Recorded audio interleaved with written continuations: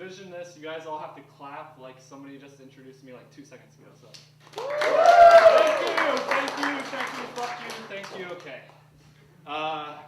So I thought I was going to be on after Max Chamet. So I had this whole thing.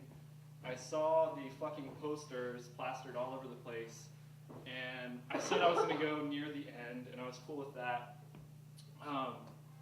But then I saw that I was going to be on after Max Chamet, and kind of freaked out. I had this daydream. I saw the announcer was going to be like, "Ladies and gentlemen, next up, Max. Don't call me Asteroid Chamet!" And here he has a huge dick. I was like, oh shit. Okay, that was an awesome set by Max Chamet, and now for closer we have CJ Shits Brown.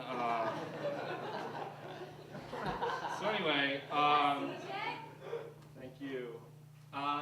This is my first time, as many of you know, and I want to thank you for taking my V card. So here you go, V card. Take that. Yeah. It's actually my Gennardi's card, so I'm gonna need it back later. Gotta save money. But I've been interested in doing stand-up for a really long time now, but I just have this fucking problem that I can't really get over. And, well, I'll just say it. Usually I talk about this with my therapist, but it's geliophobia. Yeah.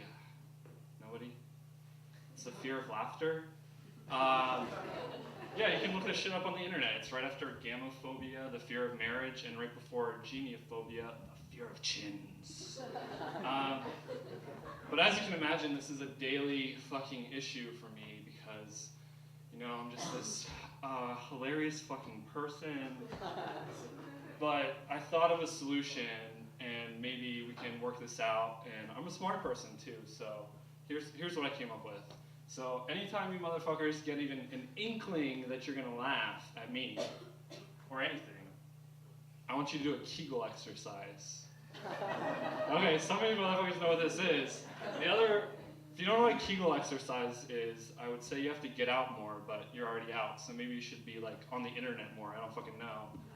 But Wikipedia defines Kegel exercise as contracting and relaxing the muscles that form part of the pelvic floor. So this is the audience participation segment. If I could get Aaron Scanlon to come up on stage, please. Aaron.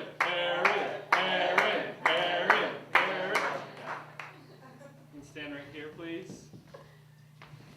Right there. And if you could just spread your legs. No. She has a boyfriend. I have a girlfriend. I don't think she could give me a boner if she tried. Okay. Oh my God. So this is the pelvic floor. Okay, thank you, Aaron.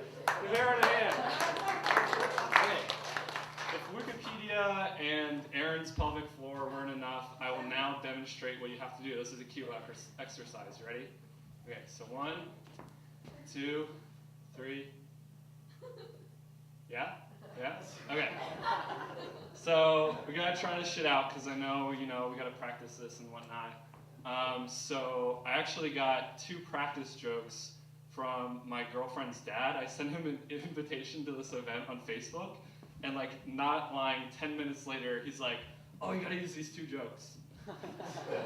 So I told him, this is Paul Baker, editor of the Lebanon News, and I'm telling his jokes. I modified the second one so it's more like swatty, whatever. Okay. I hate this first one, it's so shit. Okay. Cut that out if we put this on the internet. Paul Baker, I love your jokes. So a dyslexic rabbi walks into a bra, boom,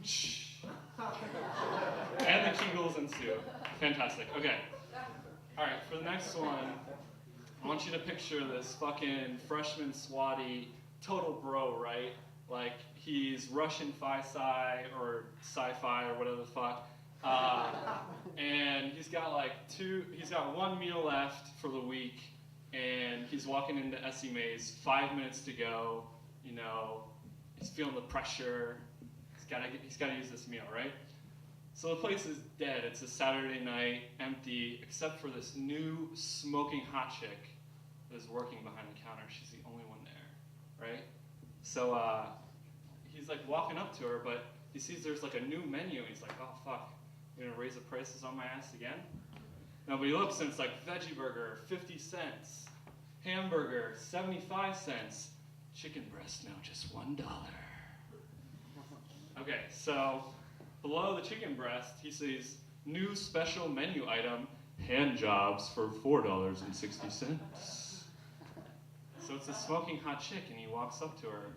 He's like, oh yeah, excuse me, you the one getting the hand jobs? She says, can I help next? He says, yeah, I said, are you the one doing the hand jobs?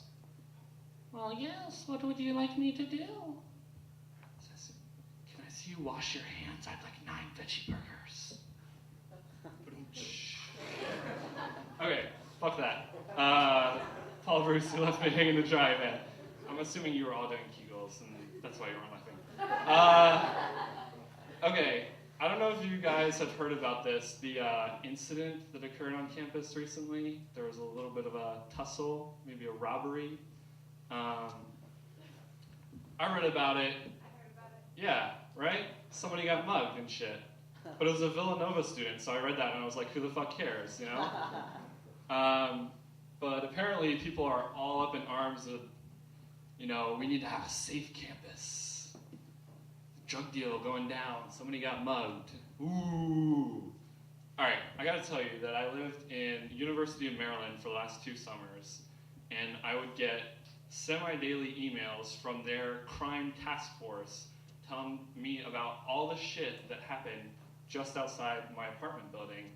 And so I thought I would read you 2 of these emails so we get a little perspective on what the real world is like outside of Swarthmore College. Okay, campus alert, July 31st, 2008. All this is fucking true, sadly. There have been several reliable sightings of an animal fitting the description of a cougar on the campus. The description of the sighted cat is light tan and tawny brown, about 4 feet long, with a 4-foot-long tail. He has a tail as long as his whole fucking body. I'm in my office, like, working on shit, reading this, and then several sightings have been reported from the Cole Field house. That's right by my fucking apartment! I have to go home to a fucking cougar. Alright. There has been no report of aggressive behavior on part of the animal, but community members are, get this, warned that cougars are a predatory species and that if seen, the animal should not be approached. You can so see people walking up with their fucking iPhones trying to get this. Okay, so that was how I started my week, going home, being scared shitless that I was going to be eaten by a cougar. Between that email and the one I'm just about to read you, there were at least 2 robberies around my apartment. See, my apartment's like near the metro, so I guess people like come from DC, mug a bunch of fucking students, and then go get drunk in the city. I don't know what the fuck their deal is. But this is July 22nd, after like 3 or 4 of these robberies have taken place. And I'm walking home on July 22nd, and I left the office probably like, I don't know, I say like 11:10 maybe, a little after 11. And I'm walking back to my apartment, I'm like, seeing all these cop cars. It's like, wow, they're really showing their presence, you know? Like, don't fuck with us here, you know? We will own your shit if you try to rob somebody. And I was like, hell yes, I feel safe. Little did I know that on July 22nd, at approximately 23:15 hours, it was like 10 minutes before I got there, the non-student victims were talking to each other in the rear parking lot. The victims were preparing to return home when 3 suspects approached them on foot. Okay, so they're chilling, they're having a good time. Suspects come up to them. Suspect number 1 asks for a lighter. So the guy goes to get his fucking lighter, Mr. Suspect takes out something wrapped in black cloth, puts it to his chest, right? Obviously a gun, you know? The guy's like, I can tell that this is an intact vodka bottle on my chest. Like, why the fuck would you say that to the guy who's trying to rob you? The motherfucker is crazy. He is crazy. He wants to kill you and take your money, all right? It would have been better if he had a gun. He would have shot you in the fucking head and you would have been dead. You don't want to die from a fucking vodka bottle to the head 50 times. All right, I have a problem with this idiot, obviously.